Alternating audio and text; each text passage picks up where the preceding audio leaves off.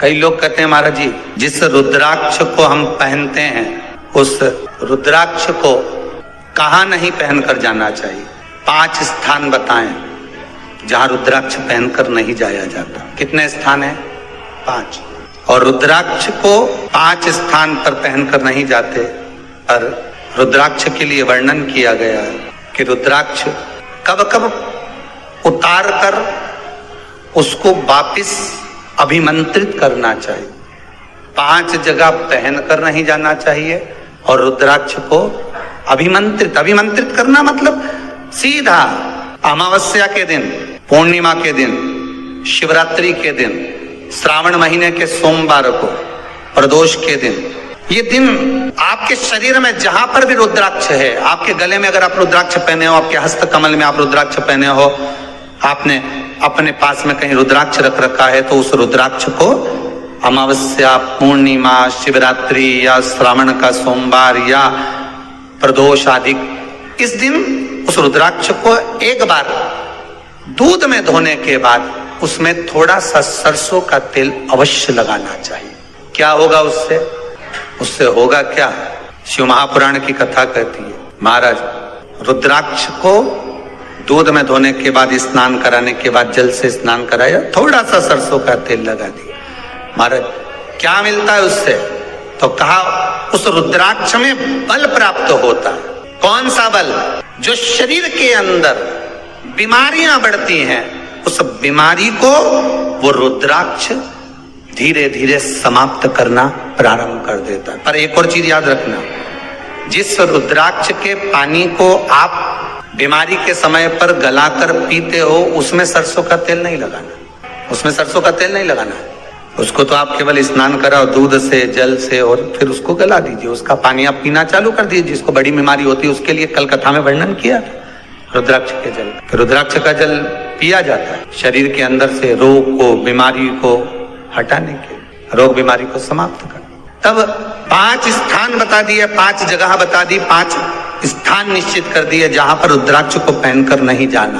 पहला, किसी की मृत्यु वाली जगह पर। दूसरा, जहां पर बच्चे का जन्म हुआ, मृत्यु आदि जगह पर सूतक लगती है, जहां बच्चे का जन्म लगता है वहां सावड़ लगती है। मतलब जीव जाने के बाद दुख का सूतक होता है, और बच्चा जब जन्म लेता है तो सुख की सावड़ रहती है। सुख की 2 स्थान।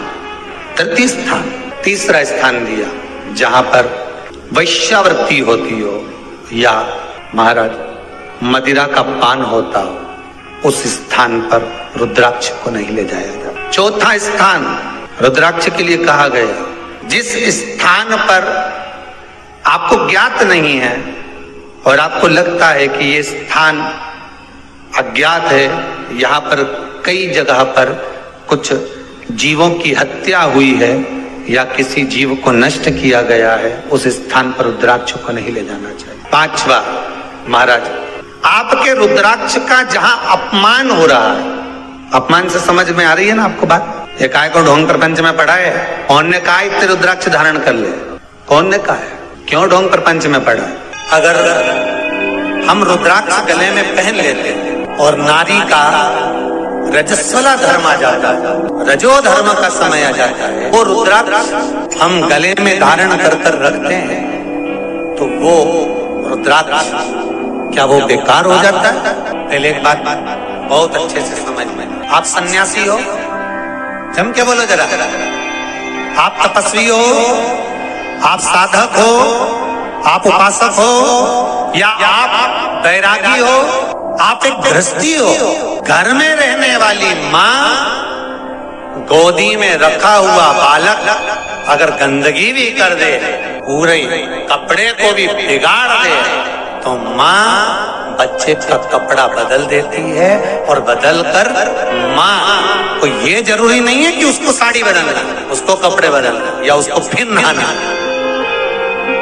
बच्चा जब गोदी में होता है तो माँ की गोद में कितनी बार भी गंदगी कर दे, फिर माँ अपने कपड़े बार बार नहीं बदलती, उसी कपड़े से काम करती रहती है, उसी कपड़े से सेवा करती रहती है, उसी कपड़े से भगवान का पूजन भी करेगी तो भगवान स्वीकार करेगा। क्योंकि मातृत्व के लिए, माँ के लिए, नारी के के लिए छोड़ दिया गया है कि तुम पर हाँ, आप अगर पूजन करने बैठ रही हो तो आपको ये 7 दिन पूजन नहीं करना। पर रुद्राक्ष अगर आप पहन रहे हो, रुद्राक्ष अगर आप धारण कर रहे हो और अपने जीवन की सार्थकता के लिए स्वीकार कर रहे हो, जैसे तुलसी की माला और रुद्राक्ष की माला गले में पड़ी रहती है, तो ये कंपनी का ट्रेडमार्क होता है कि तुम कौन सी ब्रांड के हो। ये कंपनी का ट्रेडमार्क है।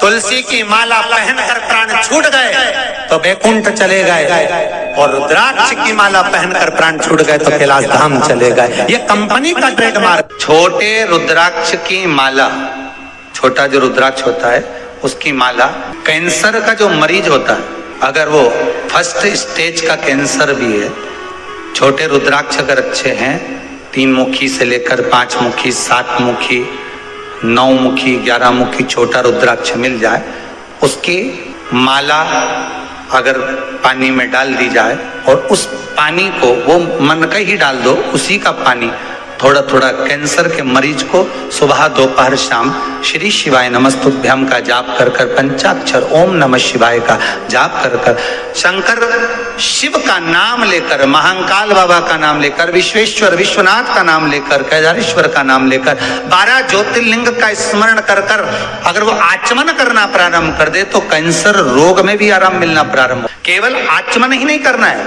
अगर स्त्री है तो अपने उल्टे हाथ पर भी उस मनके की माला को लपेट सकती है। पुरुष है अपने राइट हैंड में उस माला को, अगर कैंसर से पीड़ित व्यक्ति है, रोग से बहुत पीड़ित व्यक्ति, उसको बल मिलता है, उसको पावर मिलता है, उसको एक एनर्जी, उसको एक तेज मिलता है रोग से लड़ने का। कई लोग कहते हैं महाराज जी रुद्राक्ष को सिद्ध कैसे करना चाहिए? तो शिव महापुराण में एक ही उपाय लिखा है, 108 बेलपत्र पर शंकर का नाम लिखकर समर्पित कर दो, या लाल चंदन चढ़ाकर समर्पित कर दो रुद्राक्ष के ऊपर, या उस रुद्राक्ष को आप अभिषेक में समर्पित कर, या उस रुद्राक्ष को सरसों के तेल में रखकर उसको फिर समर्पित शिव जी को कर। रुद्राक्ष को निकाला, शंकर जी के ऊपर रखा, शिव जी के चरणों में रखा, अभिषेक किया, उसको धारण किया। सिद्ध कैसे करना है? तो शिव महापुराण की कथा में एक संवाद बड़ा सुंदर लिखा कि रुद्राक्ष अपने आप में सिद्ध है। मुंबई में एक मेडिकल रिसर्च सेंटर में इस रुद्राक्ष के पानी का रिसर्च किया जा रहा है। आप लोग निकालना कभी, आप लोग तो उसमें निकलेगा आपको, उसका सेंटर का नाम दिया जाएगा कि किस रिसर्च सेंटर में निकाला जाएगा। तो दोस्तों, वीडियो आपको अच्छी लगी हो तो वीडियो को लाइक करें, चैनल को सब्सक्राइब करें, हमारी वीडियो को शेयर करना बिल्कुल भी ना भूलें। मैं आपसे मिलती हूँ अगले वीडियो में।